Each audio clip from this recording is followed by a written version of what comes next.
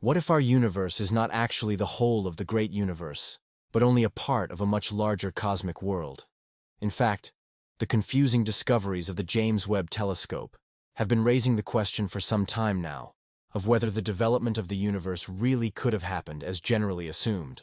After all, Webb repeatedly tracks down equally early and enigmatic objects that, according to our understanding, should not actually exist. But assuming that other universes really do exist alongside our own, how could we possibly detect these hidden parallel worlds? The exciting answer is that we may have already done so, and that the direct relics of a predecessor universe are actually out there. The James Webb Telescope is keeping the astronomical world on tenterhooks and is now regularly reminding us that we are still a long way from having solved all the mysteries of the cosmos.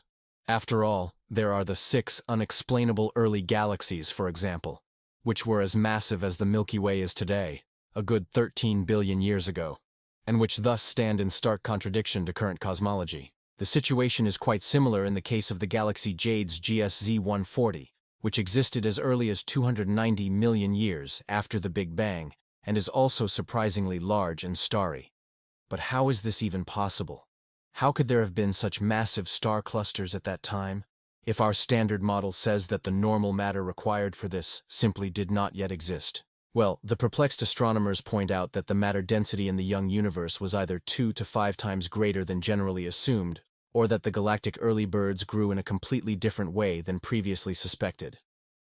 Either way, the so-called universe breakers are putting the experts in a difficult position. But the same also applies to completely different objects. In fact, the James Webb Telescope has identified a black hole elsewhere that existed just 770 million years after the birth of the cosmos. And despite everything, it already weighed over 1 billion solar masses. The researchers then analyzed the feeding mechanism of the gravity monster. But to their own amazement, they found nothing unusual.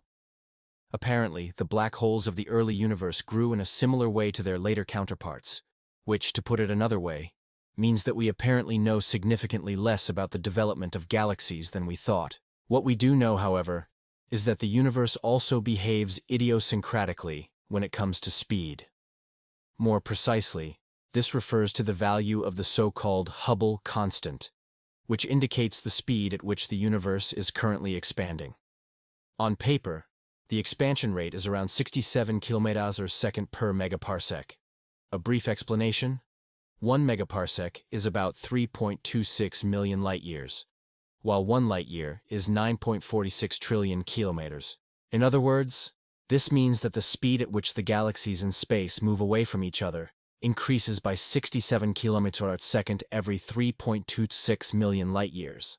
That's an impressive 244,000 km/h per megaparsec. But it can be significantly faster than that in practice, and this is the crucial point. Our theoretical predictions simply do not match the real observations in space.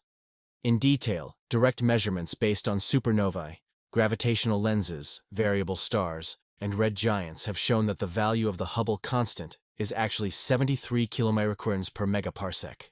This, in turn, corresponds to 264,000 km/h per megaparsec, and thus a deviation of 20,000 km/h per megaparsec from the theoretically predicted value. And indeed, this expansion puzzle, which experts collectively refer to as the Hubble tension, was recently confirmed once again by the James Webb Telescope. After James Webb re-examined the data previously collected by the Hubble telescope, it was once again established that the universe is simply not doing what our understanding says it should. The overall result this time was also a Hubble constant of 72.6 km/s per megaparsec. But what do all these confusing findings actually mean for the big picture? If we have been so very much mistaken about the development and expansion rate of the cosmos, could it be that we are also on the wrong track when it comes to much more fundamental issues? What if the much-cited Big Bang also happened quite differently than generally assumed?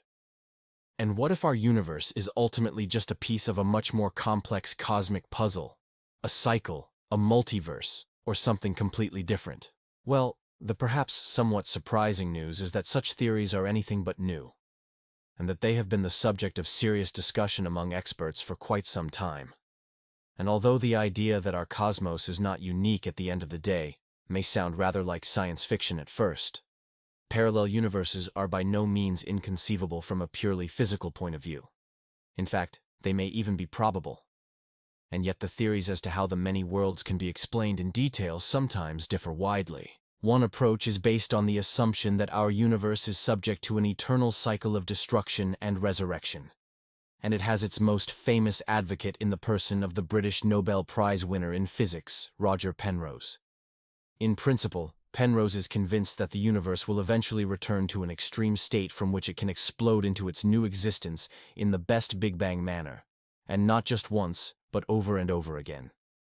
The cosmos would continue to expand until all matter has disintegrated and become light, and in doing so, it maneuvers itself into a state in which nothing has a time or space reference to each other anymore, and which, according to Penrose, inevitably leads to a new Big Bang. But assuming that this cosmic interplay really corresponds to reality, wouldn't there have to be some tangible evidence for it? Well, actually yes. And according to Penrose, we have already found it. More specifically, these are the so-called Hawking points, which could be nothing more than the direct relics of a precursor universe. As soon as black holes evaporate completely into Hawking radiation at the end of a cosmic era, they would take all of the radiated energy with them into the subsequent universe in the form of such a Hawking point. In theory, these telltale remnants of the microwave background radiation of the new cosmos then look like disks about the diameter of the full moon. And in practice, Penrose's team has detected exactly that in the data from the Planck and WMAP satellites. No less exciting, in turn, is the theory of the mirror universe, which states that our universe has an inverted twin. In simple terms, this hypothesis is based on the fact that the Big Bang not only marked the beginning of our cosmos, but also that of a second one with exactly the opposite properties. This means, on the one hand, that in our twin world there is more antimatter and mirrored spatial conditions, and on the other hand, that time also runs in the opposite direction there. And indeed, the idea of a mirror universe is even capable of providing answers to some profound questions, such as why there is more matter than antimatter, why we only know left-handed neutrinos whose spin runs counter to their direction of motion, or how dark matter is created. But if mirrored or cyclic universes are still not exciting enough for you, you might be satisfied with the idea of a multiverse. This is essentially based on the model of chaotic inflation, and thus of the expansion of the cosmos faster than the speed of light after the Big Bang, put forward in the 1980s by the Russian cosmologist Andrei Lind. This theory proposes that inflation is triggered by a scalar field, that is, a field that takes on a random value at each point. In some places, the values are just right to set inflation in motion, but not in others. As a result, inflation does not occur everywhere at the same time, but sometimes earlier and sometimes later. But the places where this happens grow exponentially, creating a kind of space bubble whose inflation slows down at some point and is replaced by normal expansion. However, this network of countless expanding bubbles also constantly creates new bubbles, each of which represents its own universe, and that also applies to our cosmic world.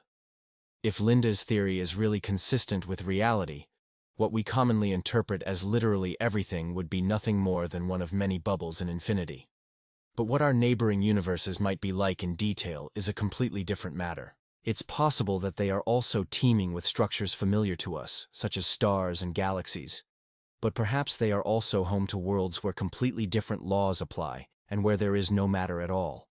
Because if an infinite number of different universes really do exist, then they also contain an infinite number of variations of laws and conditions. Accordingly, each world has its own individual parameters and settings. And in our world, the settings are conveniently tuned in such a way that they produce beings who can puzzle over the greatest secrets of the cosmos. You no longer have to worry about how you will never miss a video from us again. Just press the thumbs up and subscribe now to stay up to date from now on. We'll see you soon.